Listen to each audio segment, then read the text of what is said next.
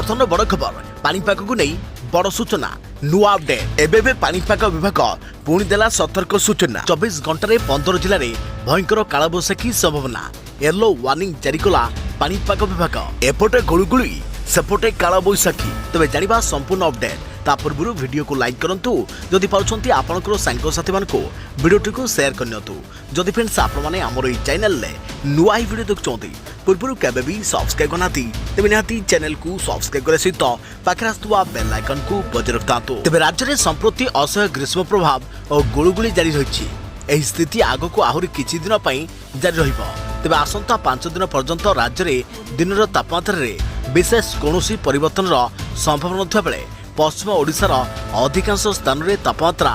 42 degree ऊपर रहिबो दिन में गुळुगुळी अपराह्न में कालबैशाखी अस्तव्यस्त करिबो तबे विशेषकर पश्चिम ओडिशार सुंदरगढ़ संबलपुर अनुगुल बौद्ध सोनपुर बलांगीर झारसुगुड़ा और बरगड़ आदि अंचल में प्रचंड ग्रीष्म प्रभाव जारी रहिबो बोली आंचलिक पानीपाग विज्ञान केन्द्र पक्षरु कुहाଯାଇଛି या सहित आसंता 4 दिन राज्यर किछि स्थान में बिजुली घड़घड़ी सह कालबैशाखी वर्षा होई पारे तेबे आसंता 24 घंटा मध्य अर्थात आसंता काली राति सुधा ओडिशार किछि जिले में घंटा प्रति 40 रु 50 किलोमीटर बेगरे पवन बहिबा सह पवन झटका 50 रु 60 किलोमीटर बेगरे रहिबा नै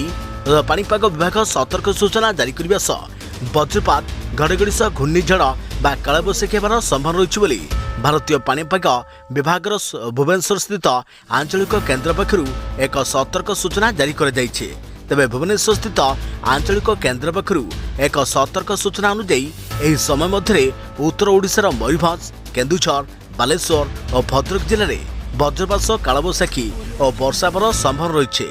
सेहिपरि एही समय मध्य नुआपड़ा बलांगीर कंधमाल गंजाम गजपति रायगड़ा कलाहांडी नुआपड़ा नवरंगपुर कोरापुट और मालकानगिरी जिले में घंटा प्रति 40 रु 50 किलोमीटर बेगरे पवन बहिबा सह वज्रपात घड़घड़ी सह घूर्णिझड़ बा कालबैशाखी हेबार संभावना रहिछि तेबे एथिसह ओडिशार अन्य जिले में वज्रपात सह हालकारु मध्यम धरणर वर्षा होइपारे बोली जारी एक सतर्क सूचना रे कुहाଯାଇଛି एपरि स्थिति रे येलो वार्निंग जारी करबा सह वज्रपात समय लोकंकु पानीपाग उपर नजर रखिबा सह सुरक्षित स्थान रे आश्रय नेबाकू परामर्श दिया जाइछि।